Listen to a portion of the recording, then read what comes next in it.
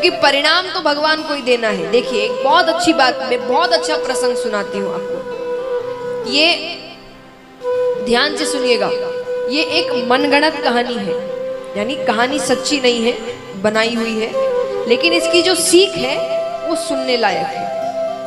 एक बार एक छोटा सा 30 साल के आसपास का युवक सुबह सुबह उठता है। उठते ही उसके सामने यमराज खड़े हैं। कौन खड़ा है? यमराज, यानी उसका अंत समय आ गया। अब इतनी सी उम्र है, वो बौखला उठा, ऐसे कैसे अंत समय आ गया, ऐसे कैसे मैं मर सकता हूँ, अभी मुझे कितना कुछ करना है, मेरी पत्नी है, मेरे माता पिता को कुछ भी नहीं पता क्या कहाँ रखा है, क्या काम करना है। यमराज ने कहा मुझे नहीं पता, तुम्हारा अंत समय आ गया, आज की जो लिस्ट निकली है उसमें पहला नाम तुम्हारा है। देखिए इसलिए काम मनगढ़ंत है क्योंकि आप यमराज से इतनी बातें नहीं कर सकते, वो आएंगे और लेकर चले जाएंगे। तो यमराज ने कहा कि भाई लिस्ट के हिसाब से चलना पड़ता है। अब सांसारिक व्यक्ति अपना दिमाग लगाए बिना रह नहीं सकता वो। उसने कहा ठीक है, लेकिन मुझे सुबह सुबह उठते ही एक कप चाय पीने की आदत है, तो एक कप चाय पीते और फिर चलते। यमराज ने कहा ठीक है। उसने दोनों के लिए चाय बनाई। यमराज के कप में उसने नींद की दवा मिला दी।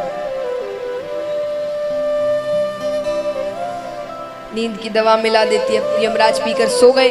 उस व्यक्ति ने वो लिस्ट निकाली। अब उसे पता है देखिए मृत्यु आ गई है तो होना तो है, लेकिन उसने अपने लिए समय मांग लिया। कैसे? वो अपना नाम ऊपर से मिटा के एकदम नीचे लिख देता है। अब यमराज कुछ समय बाद उठते हैं, तो उठे तो उन्होंने कहा अरे माफ करना, तुम्हारे जाने का समय और मैं सो गया। बोले कोई बात नहीं, आपने सही कहा कि जो लिस्ट है उसके हिसाब से तो चलना ही पड़ता है। ठीक है, देखिए जो लिखा होगा वैसा ही करते हैं। यमराज ने कहा ठीक है, लेकिन फिर यमराज रुक जाते हैं। यमराज ने कहा देखो, मैं जिसके पास भी जाता हूँ सब मुझे कोसते हैं, गालियां देते हैं।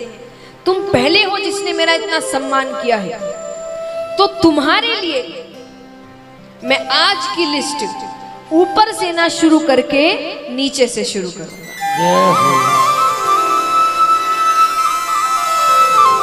अब ये कहानी थी, अब सीख सुनिए।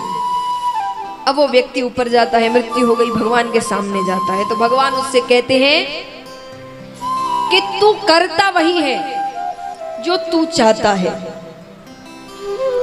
कि तू करता वही है जो तू चाहता है, पर होता वही है जो मैं चाहता हूं। कि तू करता वही है जो तू चाहता है, पर होता वही है जो मैं चाहता हूं। तो तू कर वही जो मैं चाहता हूं, फिर होगा वही जो तू चाहता है। तू मेरे दिखाए रास्ते पर चल, तेरी हर इच्छा पूरी करूंगा मैं, हर इच्छा, लेकिन थोड़ा धीरज धर, क्योंकि हर चीज का एक समय होता है।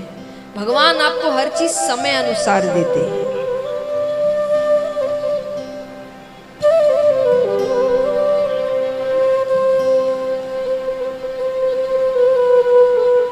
तो महाराज भगवान हर चीज समय अनुसार देते हैं, तो इसीलिए भगवान पर भरोसा रखिए, सही रास्ते पर चलिए, हमारी हर इच्छा पूरी हो। उनको सब बताइए क्या चाहिए आपको, और अपना काम करते रहिए, मेहनत करते रहिए, वो हर चीज अपने आप आपके रास्ते में डालते रहे।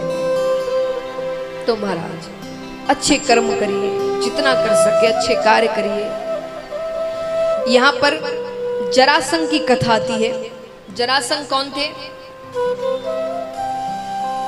कल मैंने बताया कंस के ससुर, बहुत पापी राजा, भयंकर पापी राजा, बहुत गलत कार्य करते थे। लेकिन इतना गलत करने के बाद भी, इतने पाप करने के बाद भी उनके पापों का घड़ा नहीं भर रहा था। जब कोई पापी इंसान के साथ ज्यादा गलत हो जाता है तो हम क्या कहते हैं उसे?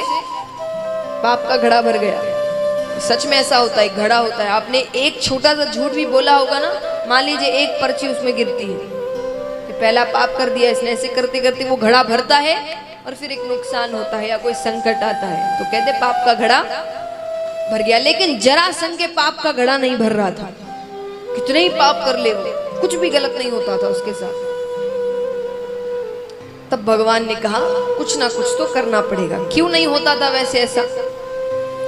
क्योंकि जरासंध बहुत दान करते थे, बहुत दान करते थे। वो सुबह उठते ही स्नान करने के बाद सीधा दान करते, और दान भी कैसा? अपने मन से नहीं, जो सामने वाला मांगे उसको जो चाहिए वो दान करेंगे। दान करने से कहते हैं हमारे पाप कटते हैं। अब इसका मतलब ये नहीं कि वह पाप करे और दान करे, पाप करे और दान करे, क्योंकि उसका परिणाम क्या हुआ ये देखिएगा। उसका पाप का घड़ा एक बार ही भरा, लेकिन ऐसा भरा। तो जरासंध दान करते, भगवान ने कहा यही रास्ता है, इसी से इसका विनाश हो सकता है। तो पांडवों के साथ वही सुबह के समय भगवान अब दान हर किसी को नहीं करते थे, वो ब्राह्मणों को करते थे। साधु इत्यादि होते हैं ना, वो आते थे, उनको दान करते थे।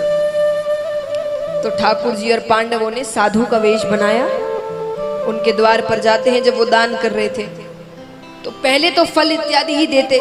कोई कहे कि भाई ये नहीं चाहिए, कुछ और चाहिए, तो वो जो मांगे वो दे देते। भगवान ने कहा ये नहीं चाहिए। तो बोले क्या चाहिए बताइए? बोले वचन चाहिए। कैसा वचन? कि हम जो मांगेंगे आप हमें वही देंगे। जरासंध ने कहा वचन की कोई जरूरत नहीं है, तुम्हें जो मांगना है मांगो, मैं सब कुछ देने को तैयार हूं। बोले नहीं, वचन दीजिए। जरासंध ने कहा वचन का क्या करोगे? अरे तुम मुझसे ज्यादा से ज्यादा क्या मांगोगे? मेरा राज्य।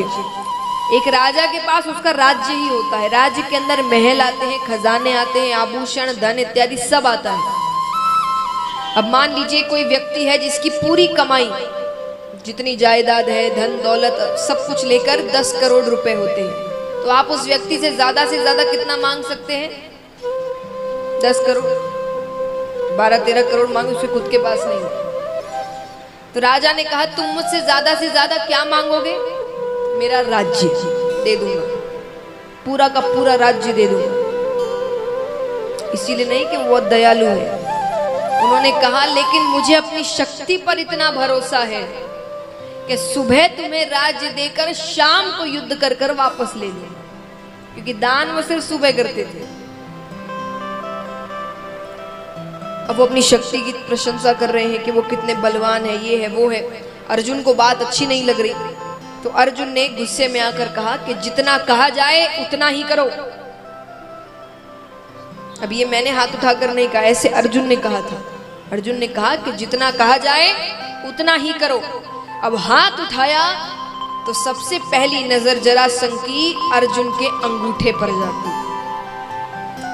4 वर्ण होते हैं, भगवान ने ये 4 ही वर्ण बनाए हैं, बाकी सब कुछ हमने बनाया है। 4 वर्ण होते हैं, ब्राह्मण, क्षत्रिय, वैश्य, शूद्र। पहले के समय की बात है, पहले ये 4 वर्ण जो थे ये सब अपने अपने काम करते थे। जिसको जो कार्य सौंपा गया है वो वही करता था। ब्राह्मण ये शिक्षा देने का कार्य करते थे, क्षत्रिय ये राजा बनते थे, युद्ध करते थे, वैश्य व्यापार करते थे, और शूद्र सेवा करते थे। तो महाराज अब क्षत्रिय ब्राह्मणों का कार्य नहीं करते, ब्राह्मण क्षत्रियों का कार्य नहीं करते। तो ये अंगूठे पर जो निशान था ये सिर्फ क्षत्रियों के हाथों पर होता था। ये बाण चलाना, जो प्रत्यंचा चढ़ाते थे उसके निशान होते थे। तो ब्राह्मणों के हाथ में मिलेंगे नहीं आपको, लेकिन अर्जुन के हाथ में थे। जरासंध समझ गए तुम ब्राह्मण तो नहीं हो, तुम क्षत्रिय हो, तुमने ब्राह्मणों का रूप लिया है। जो भी हो तुरंत सामने आ जाओ, क्योंकि मुझे पता चल गया ना फिर बहुत बुरा होगा। भगवान कहते हैं पकड़े गए हैं, सामने आ जाते हैं, सब अपने अपने असल रूप में आते। जरासंध कहते कृष्ण क्या काम है तुम्हें? भगवान कहते हमें युद्ध करना है। तो बोले यही वचन मांगने आए थे तुम? बोले हाँ। तो बोले सीधे सीधे नहीं आ सकते थे, मैं डर जाता तुमसे। पर क्या करे, तुम्हें कोई काम सीधा करने की आदत जो नहीं है, तुमने कभी कोई काम सीधा नहीं किया। जरासंध कहते हैं कहां जन्म लिया तुमने? भगवान ने जन्म कहां लिया था? जेल में। ये कोई जन्म लेने की जगह है? भगवान बने फिरते हो कि तुम भगवान का अवतार हो। अरे कुछ भी लीला करते, तुम्हारे बगल में तो महल था, कुछ भी लीला करते कि देवकी माता को कुछ देर के लिए महल आना पड़ता, महल में जन्म ले लेते, पर तुमने जेल के अंदर जन्म लिया। कब लिया? मध्य रात्रि। अरे थोड़ी देर और रुक जाते, सुबह हो जाती, सबकी नींद खराब करी। थोड़ी देर क्यों कहा?